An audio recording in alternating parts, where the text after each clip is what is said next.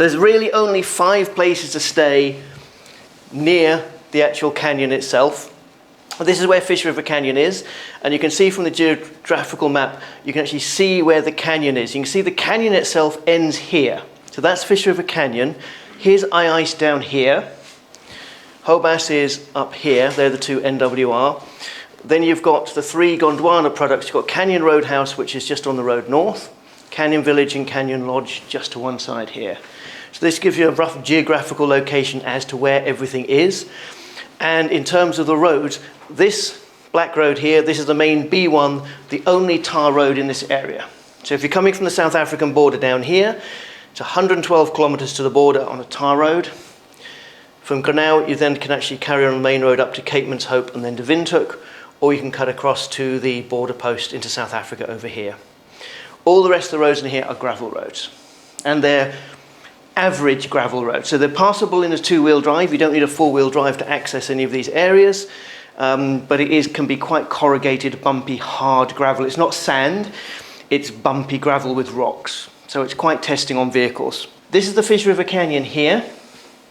Ice is actually all the way down here over the hot springs. So it's not in the canyon. Ice has camping and accommodation. Hobas has camping and accommodation. Canyon Roadhouse has camping and accommodation. Canyon Village and Canyon Lodge just have chalets and rooms. So we're going to start at Ice, and the first thing we're going to do is pros and cons of staying at Ice. Can anybody name me a pro for staying at Ice? Well, okay, one at a time. You have to put your hand up so I can... Sorry? No park fees. Yeah, if you're staying at Ice, there's no park fees to pay. Okay? The hot springs, it's located over the hot springs, which heat the swimming pool and the internal springs, which is nice. And you can go and boil your tea bags in the actual hot springs. Any other advantages? Sales guys, why do people want to stay at Ice and not the other places? When you finish the hike, you're going to end at Ice, so it's popular for accommodation. Also, price-wise, it's the cheapest accommodation in the area. It's got the most variety of accommodation as well, because you've got camping, you've got mountain view rooms, I was going to say sea view rooms, but river view rooms, then the bush chalets for self-catering. Yes, so access to the hot springs and the warm swimming pool, free of charge, because people from the outside can day visit Ice and use the swimming pool and the hot springs, but then they would pay a fee for using it. There's hot water out of the cold tap and really hot water out of the hot tap. Yes. Baboons. Baboon is an issue that goes up and down through lots of places right across, especially in the national parks of Namibia. Value for money. The resort itself is quite old by design. It's been there a long time. It's been revamped over the years, but it needs upgrading, and they just struggle to keep up with maintenance. The swimming pool is not blue. Because you've got the natural springs nearby, they contaminate the water, so you don't get a blue swimming pool. They also don't treat the water with chemicals, because certain people go both the indoor and outdoor pool to treat ailments like rheumatism and things like that. If they treat it with chemicals, it'll nullify the benefits of the water. Unfortunately, the natural colour of the water is sort of like a murky brown, greeny colour. It doesn't look attractive. So when you see a nice swimming pool and it's sparkling blue, it looks lovely. When you see one, it's like patchy, greeny, bluey, brown. It's like, So yes, that is a negative, a perception negative. Can sometimes be a smell. Because you've got sulfur coming in the hot springs, there can sometimes be and sulfur smells like rotten eggs. And the river view rooms are a view over the campsite. And like Namibia, you have to learn that a river does not include water. Water is not optional, it's exceptional in Namibia. So you'll cross river after river after river, and all you see is dry sand beds. And the Fish River is mostly like that, especially at Ice, where there's rarely water there because it's so far down the canyon. And then they've been having drought. They're having a drought again this year in the whole of Namibia and Botswana, so there's going to be less water. The food menu is quite limited. Now, if you're staying for 1 or 2 days, that's not a problem. But you've got potential that if you're a designated driver for a group of hikers, you might be driving your group to Hobas, setting them off at the hike, and then waiting for them at Ice. So you might have 4 or 5 days at Ice. After 2 days, you've eaten everything options on the menu. So there's not going to be a huge variety. You don't go there. You don't really go to Ice for the spa or the food. And it is perpetually hot. In the summer, a 40-degree day at ice is considered a cooler day.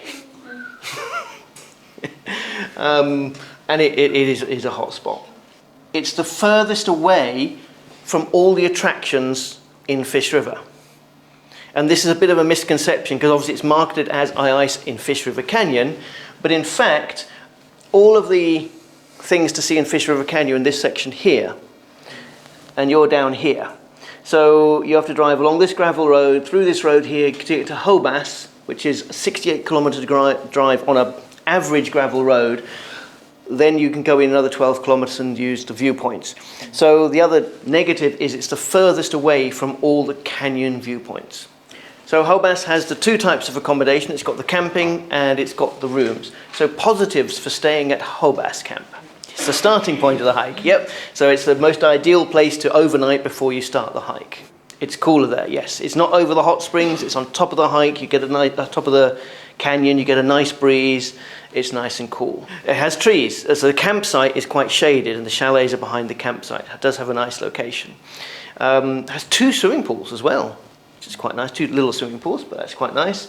The management and staff there, very nice, super helpful. It's a young, new staff they've put in there. They're really good, keeping up the place. Negatives of Hobas Camp. Because they've moved the gate to entering the national park outside the accommodation, because it used to be blocking the road from Hobas to the Fish River Canyon viewpoints. They've now moved that gate to the accommodation, so that works both ways. So on the negative, you then have to pay day fees if you're staying at Hobas, but on the positive, it means that technically you can get up at any time of day or night and drive to the Fish River Point. Because you've already paid your park fees and you're inside the park, and they don't regulate that road. There's no barriers across the road. So yes, you've got the ability that 1 hour before you can drive up and go and do sunrise, and you can stay there and watch sunset and then come back out. Having said that, that's nullified a little bit because they allow you to go and see sunset and drive out of the park even if you're not staying at Hobas. So you can still do sunset. Because I stayed at Gondwana and did a trip with them, and we went and had sunset picnic overlooking the canyon. And we actually had a fantastic time because we were on top of the canyon was down here, we were watching the sunset was there, and the moonrise was over here. So we were watching both together. It was like, oh, my camera, which one? I need to, it's like, both beautiful. So that sort of nullifies the evening, and of course, sunrise is not over the canyon. And you can't get to the other side of the canyon to view it. So the main benefit is for the hikers, because they can then start the hike earlier than anybody who's staying outside the park. And that first day of your hike is actually quite important. You can get there and you can be there right at the first light to do the climb down. Because although I say with a hike you should always start early in the morning, the climb down, you want to see where you're going, because if you miss it, it's quite an uncomfortable fall. So that's inside the park. So when you're going to swing round to the last camping place, which is Canyon Roadhouse, which is only 17 kilometres from Hobas on the road north. Positives for staying at Canyon Roadhouse. It's prettier, it's more modern. Canyon Roadhouse itself is built in a really nice modern retro design. It's designed around a 60s roadhouse motel from the States. So it's got quite a nice and a lot of nice features inside it. Other positives, has great food. It's a really convenient location because if people are driving north-south, it's right on the road, and don't worry, there's not a lot of traffic. It's not like you're going to hear the road roaring all night with trucks going. It's a gravel road, so you don't have to divert off the road to get to it. Because a lot of people, if you're staying at ice and you're going north, you come to here, you have to take all this diversion down to go to ice. Then when you want to get back on the main road, you either come through the gravel route this way, or you drive all the way back. Whereas at Canyon Roadhouse, this road here links up to the Ouse Road, to Ouse and Luderitz, and up to Capeman's Hope to go onto the main road north there, or there's a road straight on to Helmringhouse and Maltho and then to the desert. So you've already got a head start heading north or coming south. So it's a good location. They've got a good selection of food. You can also stop there, and it's very popular as a place to stop over for lunch as well. So a lot of people who are travelling north-south go in there and have a meal. There's a swimming pool. Other positives of Canyon Roadhouse. It's the cheapest camping in the area. I think it's about $2.95 per person per night. They do cater very well for groups, so they've got some big campsites, but getting availability, you do have to book far ahead. Great service as well, part of the Gondwana, very good service. Modern, well-equipped rooms, they've got everything you need, including hairdryers. Price-wise, you're about $2,100 per night for a room. So on the slightly negative side, it is a bit more expensive than, say, ice, about 500 Rand per person per night. But then you're getting a better quality of service and room, so there's a push-pull. The other thing is it is still nice and close to the Hobas viewpoint. Apart from Hobas, it's almost the closest, because you're 17 kilometers to Hobas and then you're through to the viewpoint, so it's not far from the viewpoint at all. Or limited family rooms. Yeah, so I'd say on the downside, not so good for families unless they're slightly older children. So that is Canyon Roadhouse. And again, they've got the two sorts of accommodation. So that brings us to Canyon Village and Canyon Lodge. Now, this area here, this whole area right up to the mountains in this area here, is now like a private reserve run by Gondwana that they maintain. They've been reintroducing animals to the area, and they maintain the whole area. It means that the guests and themselves can do walks, hikes, and game drives. You can't do you can do a walk and a hike, and the lodge does game drives around this area as well. So it's like on their private reserve, but you don't pay to go into the reserve. So it's just, and the two properties, Canyon Village and Canyon Lodge, are on that reserve. They're 4 kilometers from each other. So they're separate, two different entities. So first we'll go to Canyon Village. Positives for staying at Canyon Village. Every afternoon they bake fresh snacks, and you can have fresh tea, coffee and snacks. It's good food, yeah, there's a nice restaurant there, serves meals all day. You can also day visit the lodge for the restaurant and bar, but you can't use the swimming pool as a day visitor. Yes, it's apart from ice, it's the second cheapest place to stay in all of the area, which is really good. So it offers very, very good value.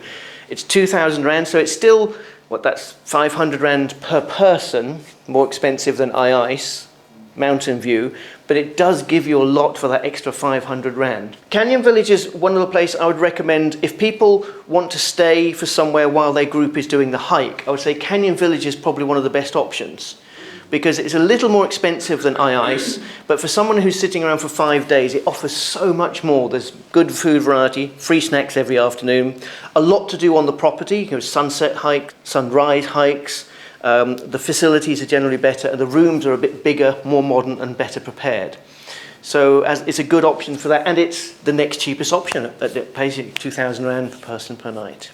The location for these two Gondwana properties is very nice. It's 11 kilometers from the lodge to Hobas, and another 12, so again it's in the right area. Good friendly service. Now this is an interesting thing that is actually on the positive and the negative, is there's no vehicles in the actual lodge itself. So you drive into the entrance and you've got the main lodge where the reception, the restaurant and bar is, and that's where you park. And then they will come with porters to carry your bags to the rooms that are out the back. Now the design is really nice. It's designed like a Dharma village of the people of the area, in like a horseshoe circle to represent the horns of a cow.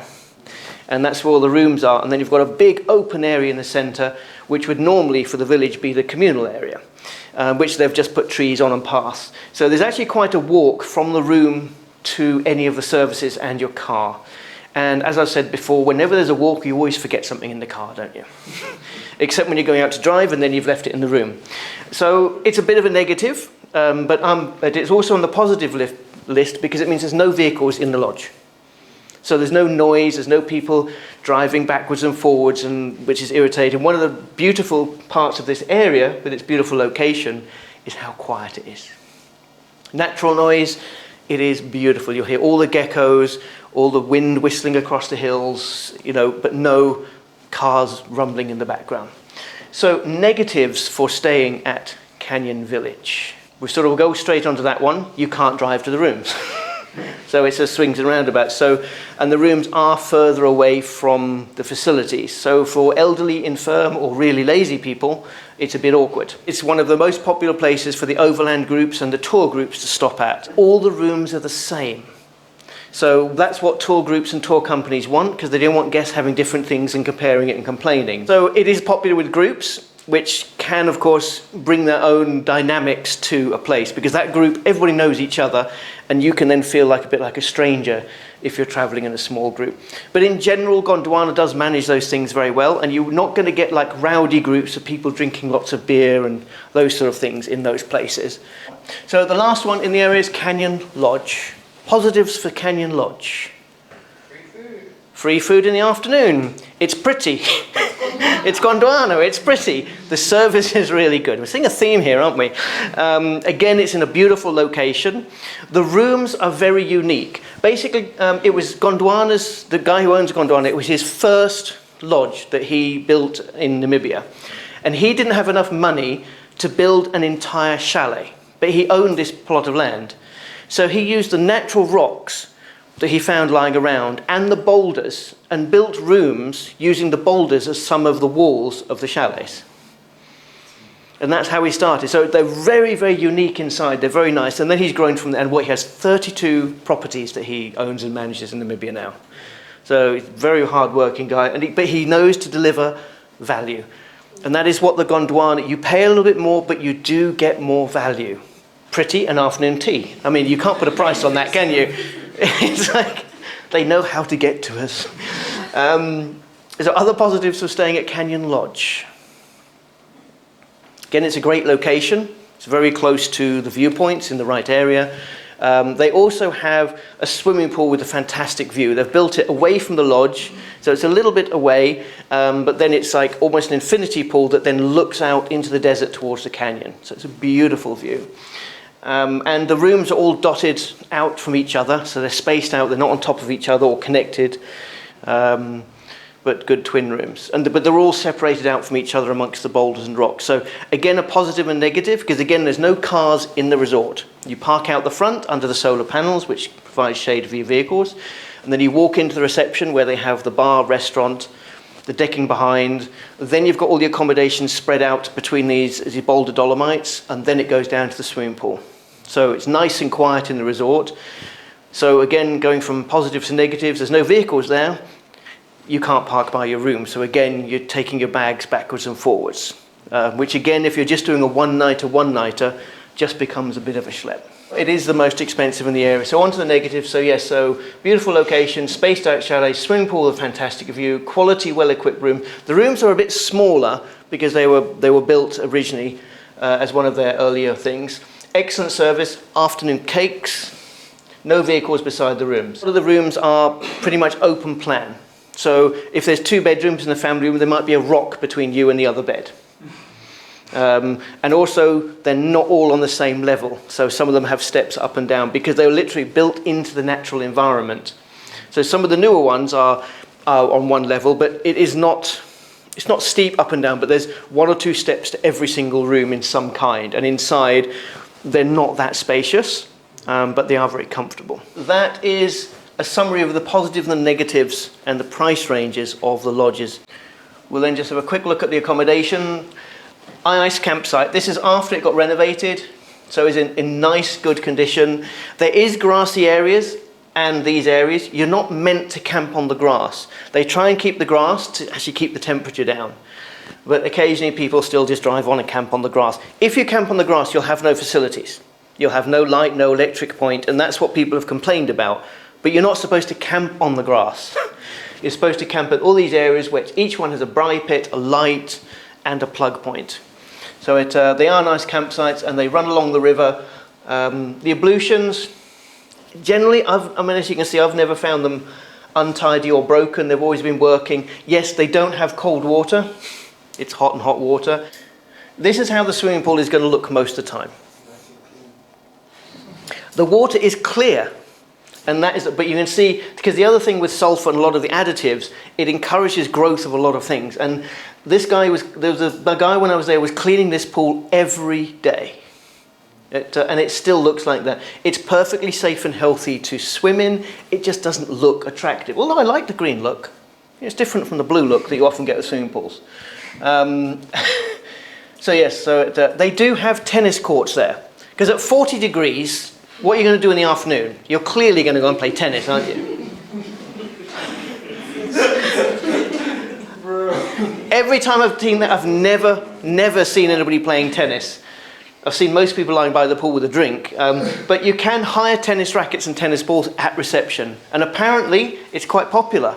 This is the hot spring. Little sign up there saying warning, it's very hot. So in general, that's all you'll see of the hot spring, and it's literally a little hole there where it's bubbling up. There's a little pipe that they've put in, and all the water comes out of there.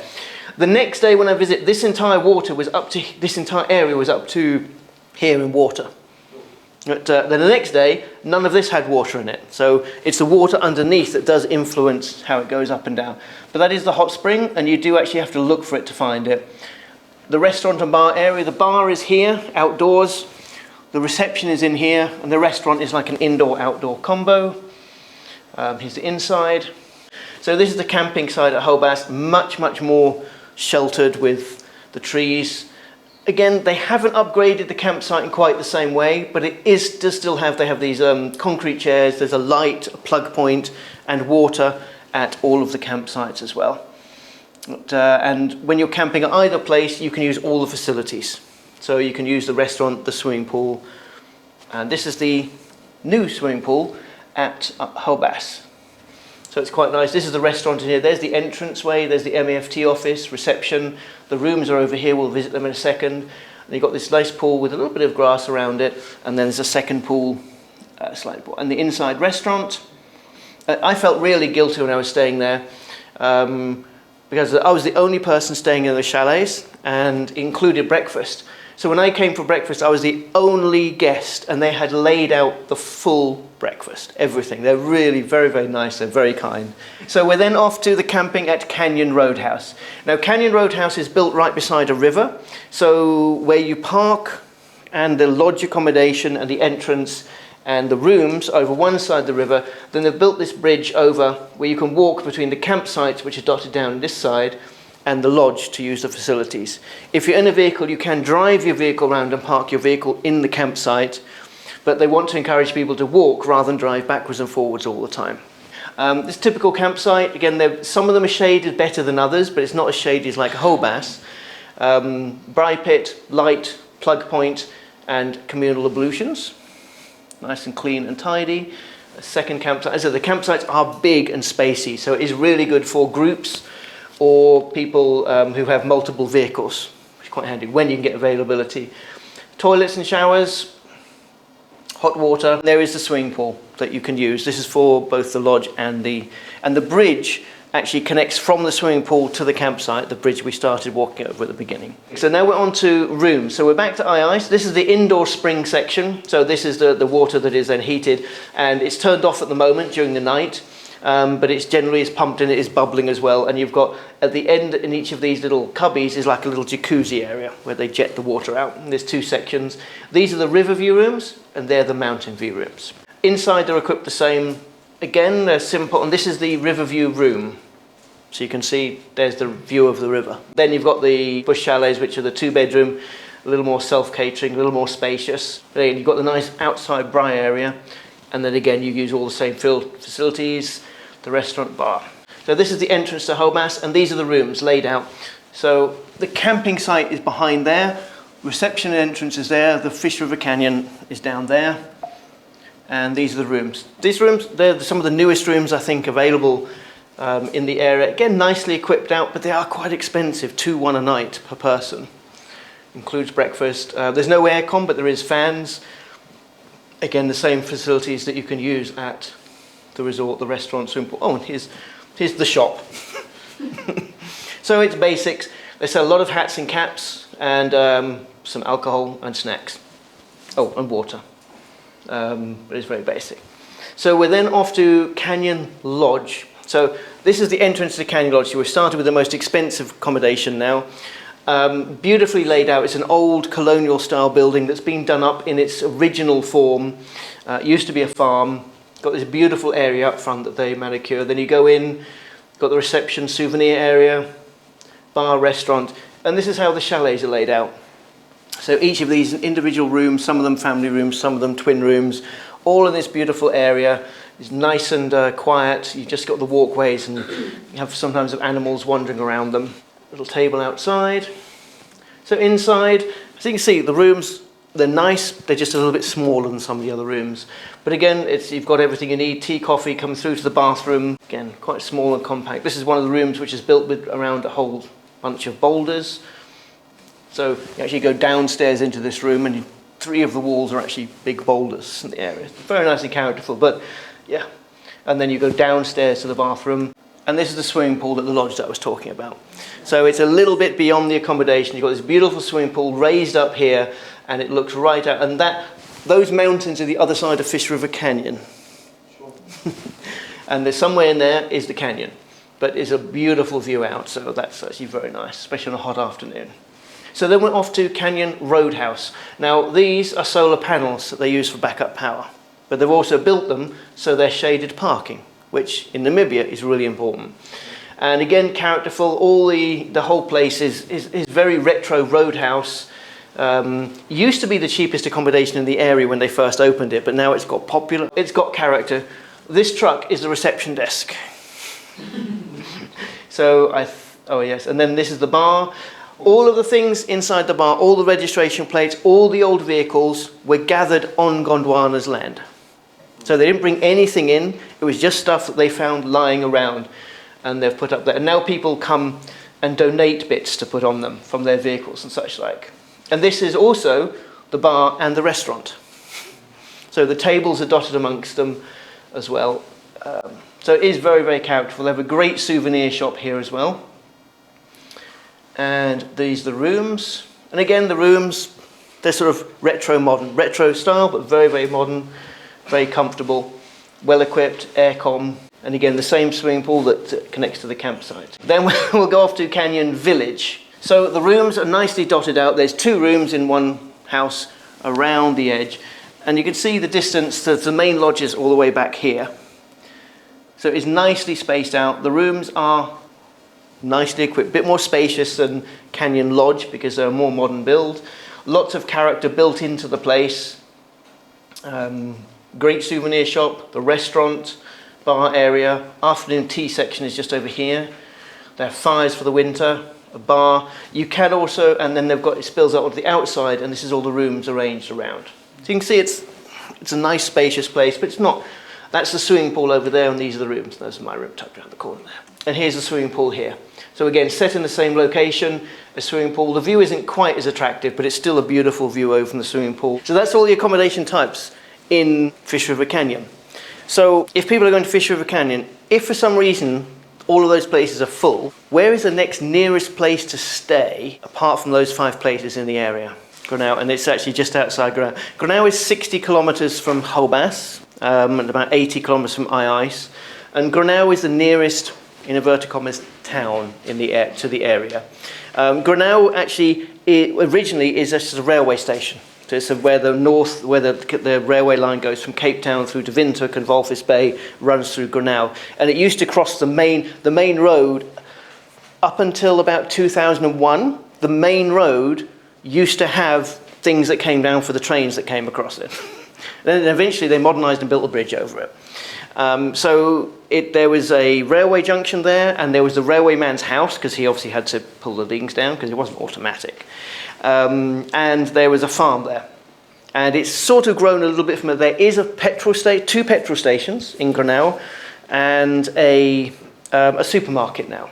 So basic supplies you can pick up I think the supermarket's a Spar as well, so it's quite a well-equipped one. It's not very big, but that you can get your basic supplies there. So people who are crossing the border and heading north, Granau is your first town where you can actually pick up supplies that you can't bring across the border.